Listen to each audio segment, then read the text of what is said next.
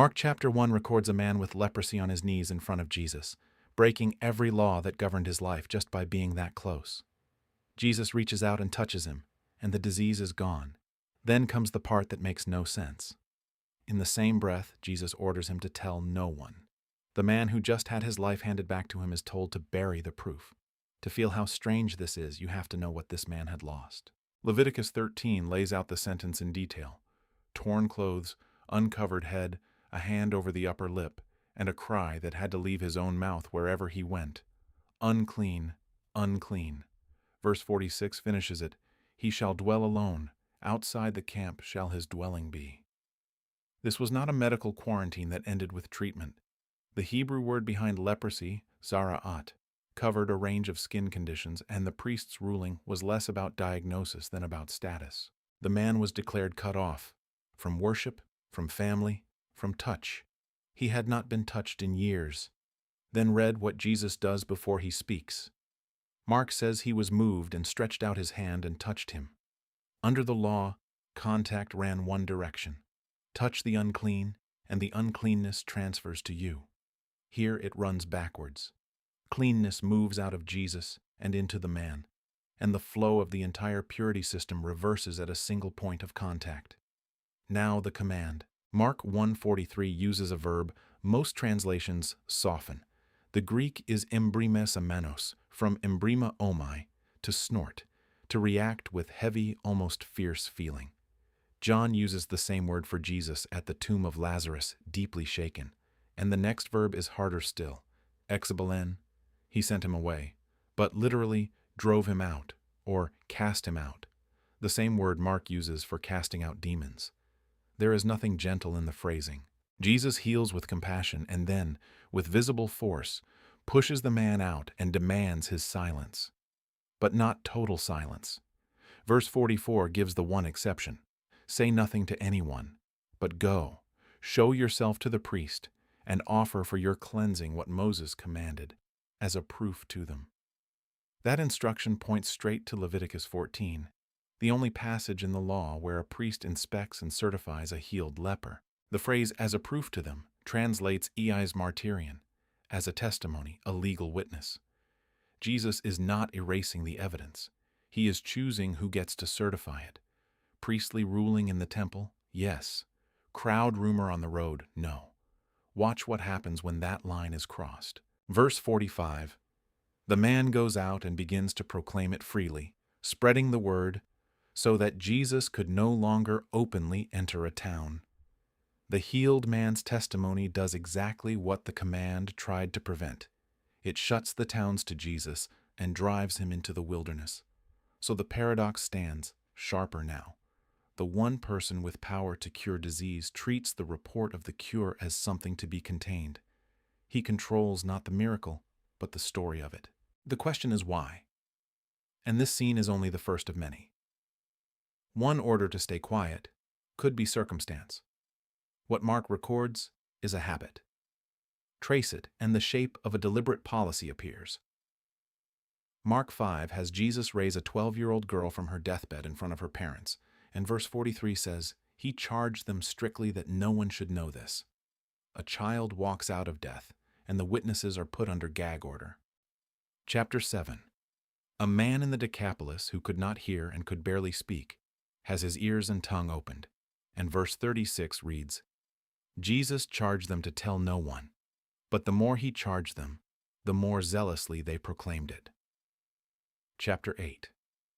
A blind man at Bethsaida receives his sight in 2 stages, and Jesus sends him straight home with the words, do not even enter the village. Matthew 9 adds 2 blind men healed together, told in verse 30, see that no one knows it. The verb tying most of these together is worth hearing. In Mark 5:43 and 7:36, it is diastelomai, to give strict, binding orders, the kind of command a superior issues that carries weight. This is not a suggestion whispered on the way out. It is an imperative, repeated and repeatedly ignored. Then the pattern climbs past healings into identity. Mark 8:30, right after Peter says the words, you are the Christ, records that Jesus charged them to tell no one about him. The verb there shifts to epitimao, the same word Mark uses when Jesus rebukes an unclean spirit in chapter 1 and silences the storm in chapter 4. He speaks to the truth about his own identity, the way he speaks to demons and to wind. Contain it. Hold it down. Here, honesty about the text matters, because the title of this study presses a claim the evidence has to earn. Jesus does not silence every miracle. The Gospels record healings he lets stand in full public view, a withered hand restored inside a synagogue on the Sabbath, Lazarus called out of a tomb before a crowd. The silencing clusters heavily in Mark, and it clusters around two things: physical healings and the word Messiah. That is the real pattern, and it is stranger than a blanket rule would be. A blanket rule you could dismiss as habit. A selective rule means he is deciding, case by case, when the truth can be spoken and when it cannot. Which forces the question the next chapter answers. If the deciding factor is not the miracle itself, what is it? There is a single scene where Jesus does the reverse, and it breaks the pattern open. Mark 5 opens on the eastern shore of the Sea of Galilee, in the region Mark calls the country of the Gerasenes. A man lives there among the tombs, so violent that chains cannot hold him, cutting himself with stones night and day. Jesus casts out a legion of spirits, and they enter a herd of pigs. Hold on that detail. Pigs are unclean under Leviticus 11, and no observant Jewish community would farm them. The herd is the text telling you where you are standing. This is Gentile ground. The Decapolis, a league of 10 Greco-Roman cities east of the Jordan, pagan in culture and mixed in population. The healed man begs to follow Jesus into the boat, and Jesus refuses, with the exact opposite of every command in the last chapter. Mark 5:19. Go home to your friends and tell them how much the Lord has done for you. Verse 20 records the result. He went away and began to proclaim in the Decapolis how much Jesus had done for him, and everyone marveled. Set the two commands side by side. In Galilee and Judea, Jewish territory, the order is silence. In the Decapolis, Gentile territory, the order is proclaim it openly. The exception does not weaken the pattern. It exposes the reason behind it. Whatever Jesus is guarding against, it exists in the Jewish crowd and does not exist among the Gentiles east of the Jordan. Something in the Jewish expectation of a Messiah is combustible, and something in the pagan Decapolis is not. The man who cannot come with Jesus becomes his first missionary. To the very region where, chapters later, a deaf man is healed and 4,000 are fed. The proclamation was planted where it was safe to grow. Now to the fear itself. What did that Jewish crowd hear in the word Messiah that Jesus had to work so hard to control? John chapter 6 shows you the danger in one motion. Jesus has just fed more than 5,000 people from 5 loaves and 2 fish. The crowd does the math on what a man like this could do, and verse 15 records their conclusion. Jesus, perceiving that they were about to come and take him by force to make him king, withdrew again to the mountain by himself. They come to seize him. The word is harpazo, to snatch, to carry off by force, the same verb used for a wolf seizing sheep. A public miracle did not produce worship. It produced a mob with a throne. To understand why, you have to hear the word Messiah the way a first-century Galilean heard it. Mashiach in Hebrew, Christos in Greek, the Anointed One. In the Hebrew scriptures, that title anointed kings, Saul, David, Solomon, poured with oil and set over the nation. By the 1st century, under Roman occupation, the hope had sharpened to a point. The expectation was a son of David who would raise an army, break the empire's grip, and restore the throne in Jerusalem.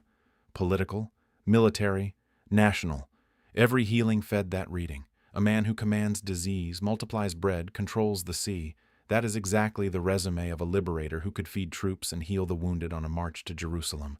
The miracles were true. The conclusion the crowd drew from them was a distortion aimed straight at Rome, and it would have gotten him killed on the wrong terms, as one more failed rebel, years before the cross. So the thing Jesus controls is never the fact of the miracle. It is the interpretation.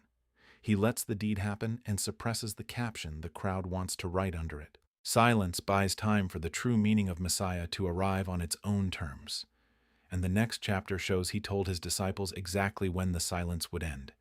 The silence was never meant to last. Jesus attaches a deadline to it, and he says it out loud. Mark 9 comes down from the mountain of transfiguration, where Peter, James, and John have just seen him shining and heard the voice from the cloud. Verse 9. He charged them to tell no one what they had seen until the Son of Man had risen from the dead. There it is, in his own words. Not never. Until. The command has a hinge, and the hinge is the resurrection. That single verse reorganizes everything before it. Every order to stay quiet in the earlier chapters was pointing forward to an event that had not happened yet. The reason the truth could not be spoken was not that it was false, it was that it was incomplete. Speak the word Messiah before the cross, and the crowd finishes the sentence with a throne and an army. Speak it after the empty tomb, and the word means what it was always going to mean. A king who conquers by dying and rising, not by killing. Mark 9:10 catches the disciples still in the dark. They kept the matter to themselves, questioning what this rising from the dead might mean. Even the inner three cannot yet hold the definition. The secret is not withheld because they are unworthy. It is withheld because the key to reading it, the resurrection, is still in the future. Watch the timing invert at the trial. Through the whole ministry, Jesus deflects the title. Then Mark 14:61 puts it to him directly from the high priest. Are you the Christ, the Son of the Blessed? And verse 62, for the first time, no deflection. I am. He claims it openly at the exact moment he is bound, powerless, and days from a cross, the one moment no one could mistake him for a military king. The secret does not break. It expires, precisely when the meaning is safe to speak. Matthew reaches back 7 centuries to explain the silence, and it turns out the prophets described it first. Matthew 12 has Jesus healing crowds, and verse 16, ordering them not to make him known. Matthew stops the narrative to tell you why, and he does it by quoting Isaiah.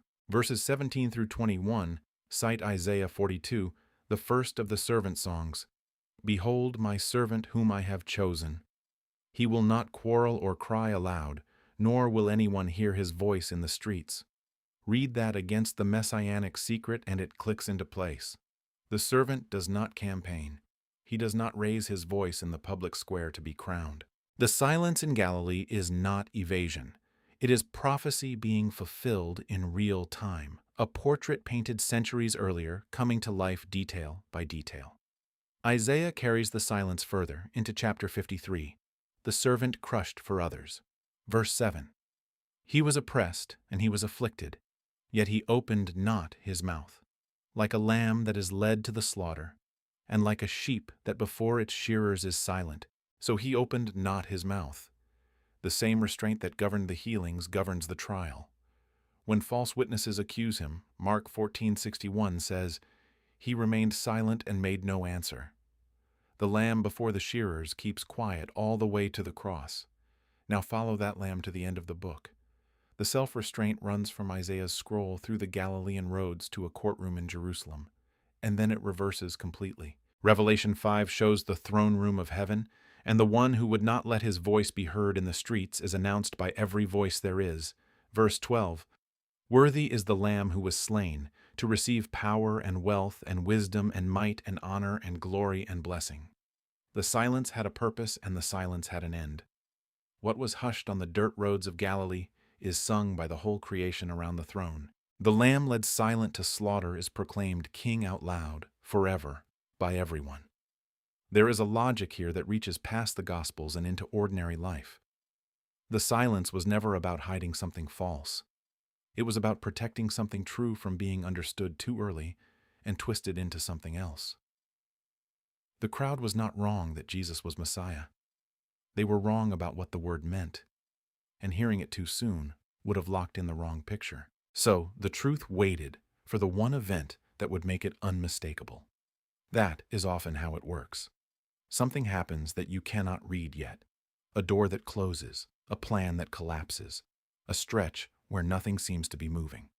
The instinct is to write the caption immediately, the way the crowd did after the loaves.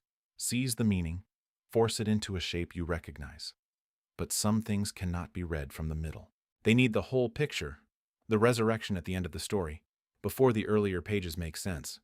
The disciples heard the word rising and had no idea what it meant. Then Sunday came, and every confusing thing he had said snapped into focus at once. Picture the two ends of it. A healed man on a road outside a Galilean town, told to keep his mouth shut, watching Jesus slip away into the wilderness because the story could not yet be told. And the throne room at the end of the book, where that same story is no longer contained by anyone, where the Lamb who would not raise his voice in the streets is proclaimed with power by every creature in heaven and on earth.